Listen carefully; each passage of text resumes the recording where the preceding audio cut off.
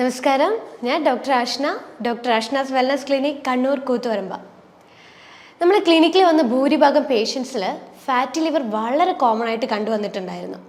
അത് ഫാറ്റി ലിവറിൻ്റെ ലക്ഷണങ്ങൾ വെച്ച് കണ്ടുപിടിച്ചതല്ല, മറ്റേതെങ്കിലും ഒരു അസുഖത്തെ തുടർന്ന് നമ്മൾ ബ്ലഡ് ടെസ്റ്റ് സജസ്റ്റ് ചെയ്യും. അപ്പോൾ ലിവർ ഫംഗ്ഷൻ ടെസ്റ്റിൻ്റെ അകത്ത് SGOT, SGPT, ആൽക്കലൈൻ ഫോസ്ഫേറ്റ് ഒക്കെ കൂടിയിട്ട് കണ്ടിട്ടുണ്ട്. അതുപോലെ തന്നെ നമ്മളിപ്പം ചിലവർ പറയും വയറുവേദന, യൂറിൻ ഇൻഫെക്ഷൻ, ഫൈബ്രോയിഡ്, PCOD അങ്ങനെയുള്ളവരോടൊക്കെ നമ്മൾ വയറ് സ്കാൻ ചെയ്യാൻ പറയും. അപ്പോൾ അങ്ങനെയുള്ളവർ ചെയ്യുമ്പോഴും എന്തായി, ഫാറ്റി ലിവർ എന്ന് പറഞ്ഞൊരു കാര്യം നമ്മൾ ആ സ്കാനിങ്ങിൽ ഡയഗ്നോസ് ചെയ്തു. ഇങ്ങനെയാണ് കുറേ പേഷ്യൻസിന് രോഗലക്ഷണങ്ങളില്ലാതെ നമ്മൾ ഫാറ്റി ലിവർ ഉണ്ട് എന്നുള്ളത് ഡയഗ്നോസ് ചെയ്തിട്ടുണ്ടായിരുന്നത്. മുന്നൊക്കെ ഒരു 40 വയസ്സിന് മുകളിലുള്ളവർക്കായിരുന്നു ഫാറ്റി ലിവർ കണ്ടിട്ടുണ്ടായിരുന്നത്. പക്ഷേ ഇപ്പോൾ 10 വയസ്സിന് മുകളിലുള്ള കുട്ടികളിൽ വരെ ഫാറ്റി ലിവർ ഉണ്ട്. ഒരു കുറച്ച് നാളുകൾക്ക് മുന്നേ നമ്മുടെ ക്ലിനിക്കിൽ പാരൻസും കുട്ടികളായിട്ട് വന്നു. അപ്പോൾ ഒരു 14 വയസ്സുള്ളൊരു കുട്ടി. അപ്പോൾ ചോദിച്ചു എന്താ പ്രശ്നം. അപ്പോൾ കുട്ടീൻ്റെ പാരൻസാണ് പറഞ്ഞത് ഫാറ്റി ലിവർ. ശരിക്കും ഞാൻ ഞെട്ടിപ്പോയി. കാരണം 14 വയസ്സുള്ള കുട്ടികൾക്ക് വരെ ഇപ്പോൾ ഫാറ്റി ലിവർ ഉണ്ട്. അത്രമാത്രം നമ്മുടെ ജീവിതശൈലിയിൽ ഉണ്ടാകുന്ന മാറ്റമാണ് ഇപ്പോൾ ഫാറ്റി ലിവർ ഇങ്ങനെ വളരെ കോമൺ ആയിട്ട് എല്ലാവരിലും കണ്ടുവരുന്നത്. പക്ഷേ സ്റ്റാർട്ടിങ്ങിൽ എന്ത് ചെയ്യും, നമ്മൾ ഈ ഫാറ്റി ലിവർ അല്ലേ, അത് സാരമില്ല, എല്ലാവരിലും ഉണ്ടല്ലോ എന്ന് വിചാരിച്ചിട്ട് നമ്മൾ അവോയ്ഡ് ചെയ്തു കളയും, ശ്രദ്ധിക്കാതെ വരും. ഫുഡും ശ്രദ്ധിക്കില്ല, ഫിസിക്കൽ ആക്ടിവിറ്റീസും ഒന്നും ശ്രദ്ധിക്കാതെ പിന്നീട് നോക്കുമ്പോൾ എന്താവും, ഇത് ഗ്രേഡ് കൂടി സിവിയർ ആയിട്ടുള്ള കോംപ്ലിക്കേഷൻ ആയിട്ടുള്ള സ്റ്റേജിലോട്ടേക്ക് ഷിഫ്റ്റ് ചെയ്യും. അപ്പോഴാണ് എന്ത്, നമ്മൾ ഭയങ്കരമായിട്ട് വറീഡ് ആവും. അയ്യോ, ഡയറ്റ് ശ്രദ്ധിക്കണമല്ലോ, എക്സസൈസ് ചെയ്യണമല്ലോ എന്നുള്ള തോട്ട് നമുക്ക് വരുന്നത്. അപ്പോൾ എങ്ങനെയാണ് ഫാറ്റി ലിവർ നമ്മുടെ ശരീരത്തിൽ വരുന്നത്, എന്തൊക്കെയാണ് ലക്ഷണങ്ങൾ നമ്മുടെ ശരീരത്തിൽ കാണിക്കുന്നത് എന്നുള്ളൊരു കാര്യമാണ് ഞാൻ ഈ ഒരു വീഡിയോയിൽ നിങ്ങളായിട്ട് ഷെയർ ചെയ്യുന്നത്. ഫാറ്റി ലിവർ നമ്മുടെ ശരീരത്തിലുണ്ടായാൽ നമ്മുടെ ശരീരത്തിൽ പല രീതിയിലുള്ള ലക്ഷണങ്ങൾ കാണിക്കും. ഫാറ്റി ലിവർ നമ്മുടെ ശരീരത്തിൽ ഉണ്ടാകുമ്പോൾ നമ്മുടെ മുഖത്ത് കളർ മാറ്റം ഉണ്ടാകാൻ തുടങ്ങും, കറുപ്പ് വരാൻ തുടങ്ങും. പ്രത്യേകിച്ച് നമ്മുടെ ഈ ഒരു ഫോർ ഹെഡ് റീജിയണിലും ഈ ഒരു ചീക്സിൻ്റെ ഈ സൈഡിലായിട്ട് കറുപ്പ് കളർ വരാൻ തുടങ്ങും. ഡാർക്ക് സ്കിൻ ആയിട്ടുള്ള ആളുകളിലും ആ ഒരു സ്കിൻ കളറിനേക്കാൾ ഏറെ ഒരു കറുത്ത കളറായിട്ടാണ് കാണാം. പ്രത്യേകിച്ച് കൈകളിലും ചിലവരിൽ ഈ ഒരു പിഗ്മെൻറ്റേഷൻ കറുത്ത കളറായിട്ട് ഇങ്ങനെ കുത്ത് പോലെയുള്ള കളേഴ്സായിട്ട് കണ്ടിട്ടുണ്ട്. പിന്നെ സ്കിന്നിൽ ചൊറിച്ചിലുണ്ടാവും, പക്ഷെ പാടുകളായിട്ട് ഉണ്ടാവില്ല.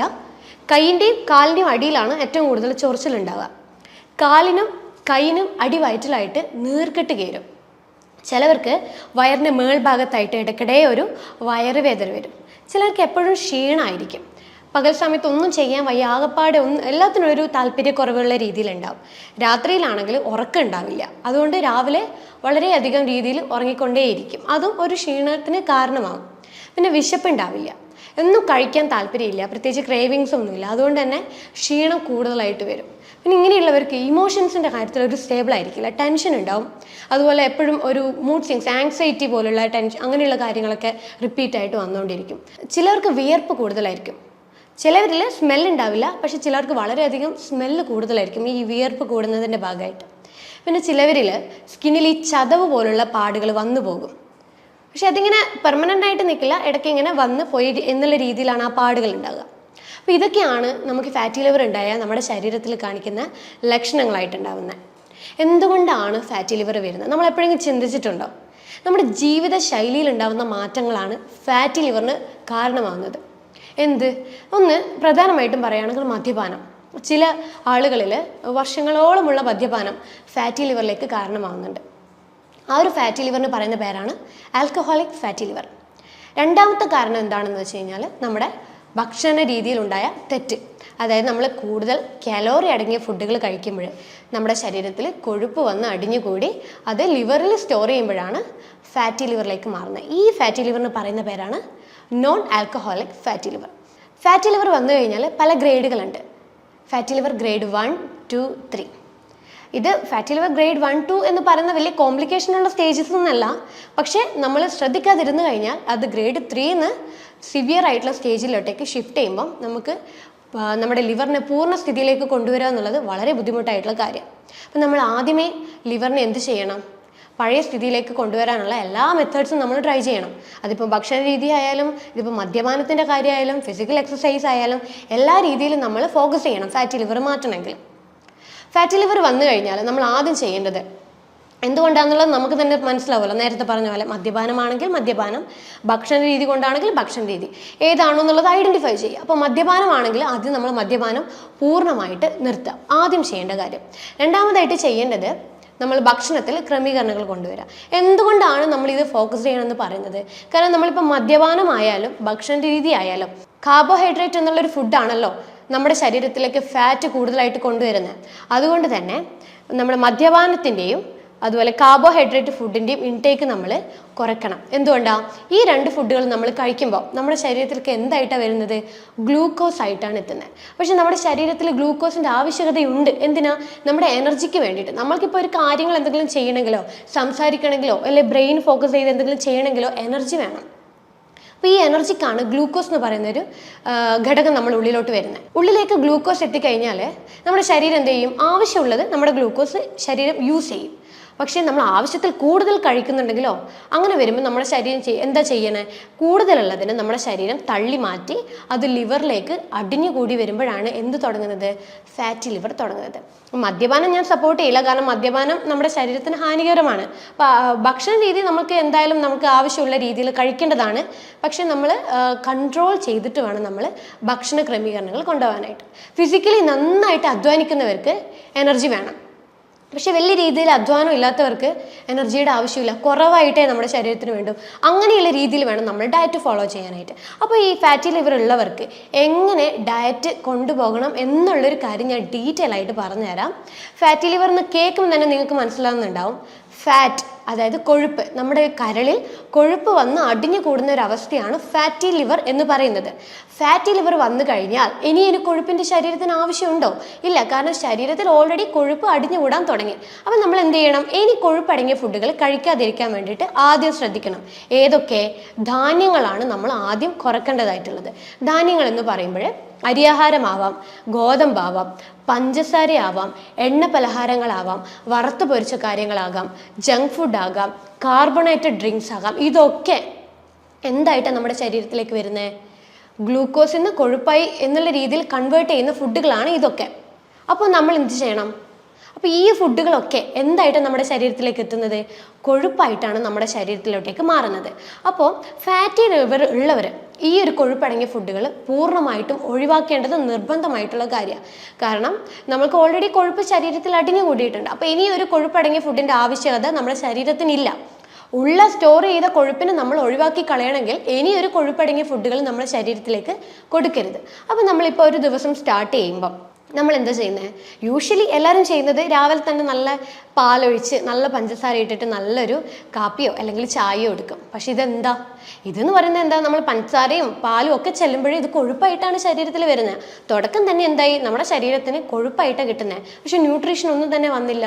നമ്മൾ പറയുന്നില്ലേ your breakfast is your brain food എന്ന് നമ്മൾ പറയുന്നില്ലേ? പക്ഷേ നമ്മൾ എന്താ കൊടുക്കുന്നത്? പകരം നേരെ തല തിരിച്ചിട്ട് കൊഴുപ്പടങ്ങിയ ഫുഡുകളാണ് കൊടുക്കുന്നത്. അങ്ങനെ ചെയ്യാതെ നമ്മൾ ബ്രെയിനിന് വേണ്ട ഫുഡുകൾ എന്താണോ അതാണ് നമ്മൾ പ്രൊവൈഡ് ചെയ്യേണ്ടത്. അല്ലാതെ ഫാറ്റ് അടങ്ങിയ ഫുഡുകൾ ഒരു ദിവസം തുടങ്ങരുത്. അപ്പോൾ നമ്മളൊരു ദിവസം തുടങ്ങുമ്പോഴേ നമ്മൾ എന്ത് ചെയ്യും?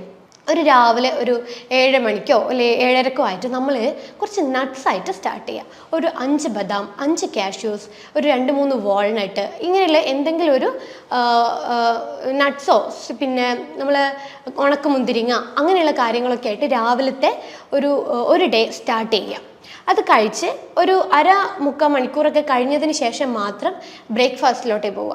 അപ്പോൾ ബ്രേക്ക്ഫാസ്റ്റ് എടുക്കുമ്പോൾ നമുക്ക് എന്ത് ചെയ്യാം? ഈ ധാന്യങ്ങൾ ഇങ്ങനത്തെ ഒഴിവാക്കുക, അരിയാഹാരങ്ങൾ ഒഴിവാക്കുക, ഗോതമ്പിൻ്റെ ഐറ്റംസ് ഒഴിവാക്കുക. പകരം നമുക്ക് ചെറുപയർ പൊതിർത്തിട്ട് ചെറുപയറിനെ കൊണ്ടുള്ള ദോശ ഉണ്ടാക്കിയിട്ട് കഴിക്കാം. 1-2 ചെറുപയർ ദോശയായിട്ട് കഴിക്കാം.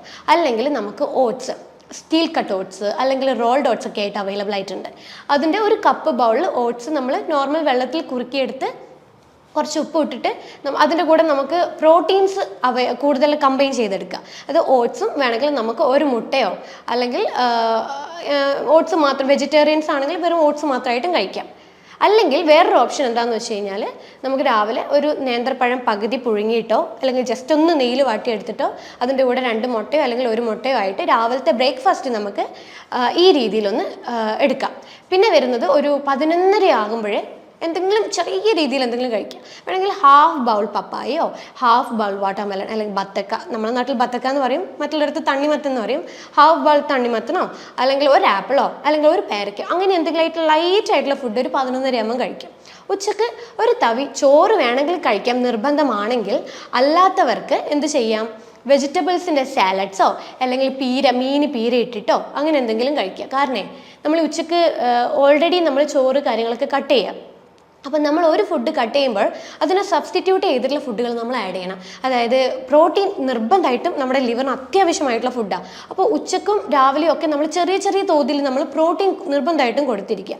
അതും ചെറിയ ചെറിയ മീനുകൾ എന്ന ഫോമിലോ അല്ലെങ്കിൽ മുട്ടയായിട്ടോ അല്ലെ ചിക്കനായിട്ടോ അങ്ങനെ ഏതെങ്കിലും ഒരു രീതിയിൽ നമ്മൾ ദിവസവും പ്രോട്ടീൻ ഉൾപ്പെടുത്താൻ വേണ്ടി ശ്രമിക്കുക. അപ്പോൾ ഉച്ചക്കത്തെ ഫുഡിൽ നമുക്ക് എന്ത് ചെയ്യാം, മീൻ പൊള്ളിച്ചിട്ടോ അല്ലെങ്കിൽ നമുക്ക് മീൻ വേണമെങ്കിൽ പീര ഇട്ടിട്ടോ അങ്ങനെ എന്തെങ്കിലും ആക്കിയിട്ട് മീൻ കഴിക്കുക. അതിൻ്റെ കൂടെ വെജിറ്റബിൾസിൻ്റെ തോരനോ അല്ലെങ്കിൽ പിന്നെ അവിയലോ പിന്നെ സാലഡ്സോ അങ്ങനെ എന്തെയായിട്ട് ഇതിൻ്റെ കൂടെ കഴിക്കുക. അങ്ങനെ വരുമ്പോൾ നമ്മുടെ വയറ് ഫുള്ളാണ്. നമുക്കൊരിക്കലും ചോറ് കഴിച്ചില്ലല്ലോ എന്നൊരു തോന്നൽ വരില്ല. ഇങ്ങനത്തെ ഫുഡ് കഴിച്ച് വരുമ്പോൾ തന്നെ വയറ് നിറഞ്ഞൊരു ഫീൽ ഉണ്ടാവും. അപ്പോൾ നമ്മുടെ ശരീരത്തിലേക്ക് ആ ടൈമിലേക്ക് കൊഴുപ്പായിട്ടൊന്നും ചെല്ലുന്നില്ല.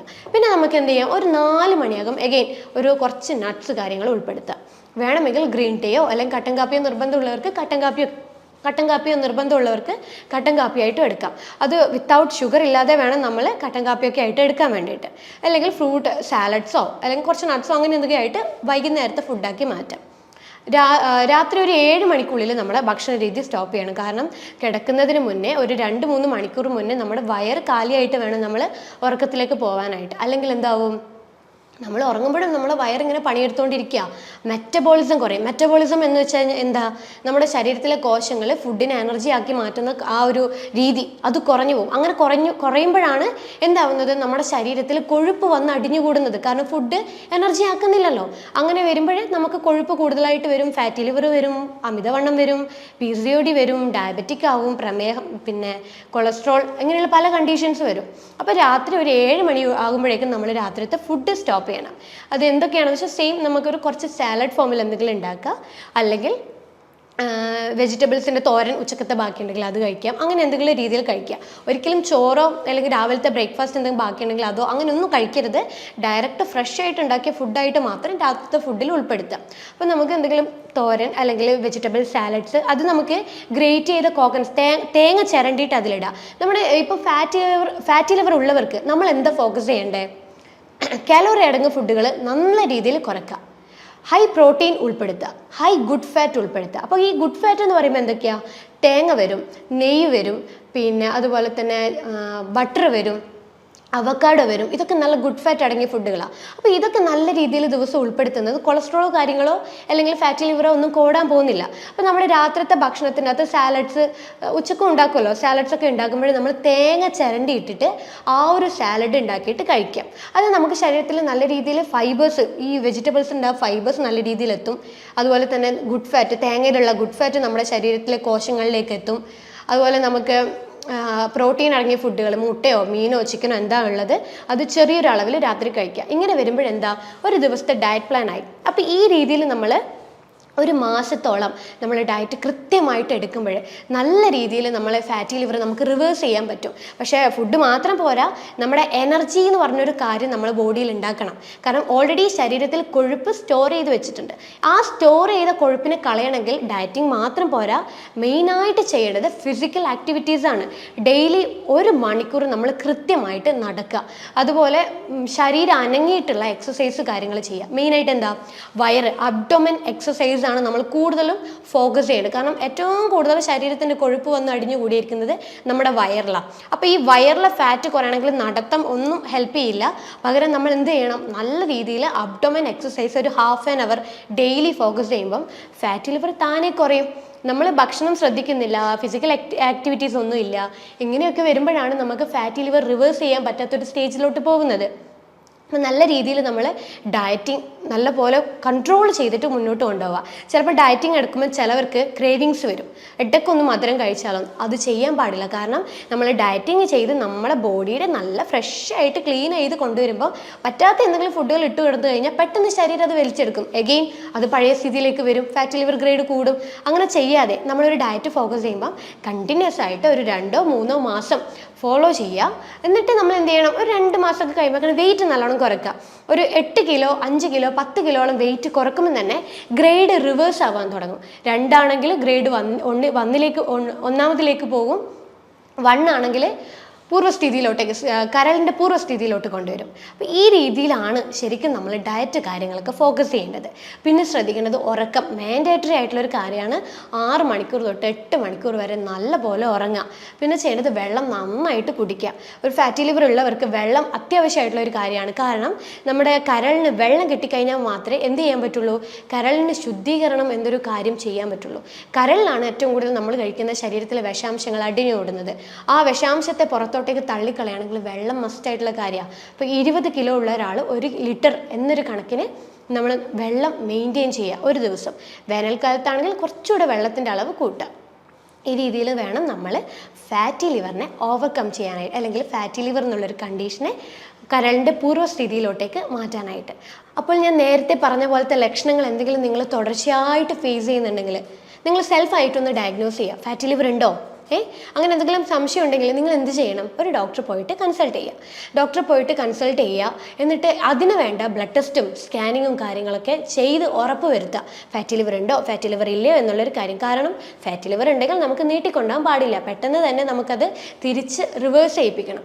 അപ്പം എന്താണോ അതിന് വേണ്ട പരിഹാരമായിട്ടുള്ള മാർഗ്ഗങ്ങൾ, ഡയറ്റ് ആണെങ്കിൽ ഡയറ്റ്, അല്ല മെഡിസിൻ ആയിട്ട് എടുക്കേണ്ട രീതിയിലാണ് മെഡിസിൻ ആയിട്ടുള്ള രീതിയിൽ അതൊക്കെ കറക്റ്റായിട്ട് എടുത്ത് നമുക്ക് നമ്മളുടെ ആ ഒരു ലിവറിൻ്റെ സ്ഥിതിയെ പൂർണ്ണ സ്റ്റേജിലേക്ക് കൊണ്ടുവരേണ്ടതാണ്. അപ്പം എന്നിട്ടും നിങ്ങൾക്ക് ഇനിയിപ്പം എന്തെങ്കിലും ഇതിനെക്കുറിച്ചുള്ള ഡൗട്ടോ കാര്യങ്ങളോ എന്തെങ്കിലും ഉണ്ടെങ്കിൽ താഴെ കാണുന്ന നമ്പറിൽ നിങ്ങൾക്ക് കോൺടാക്ട് ചെയ്യാം. ഇതുപോലെ തന്നെ മറ്റൊരു ഹെൽത്ത് ടോപ്പിക്കുമായിട്ട് വീണ്ടും കാണാം. അതുവരേക്കും നമസ്കാരം.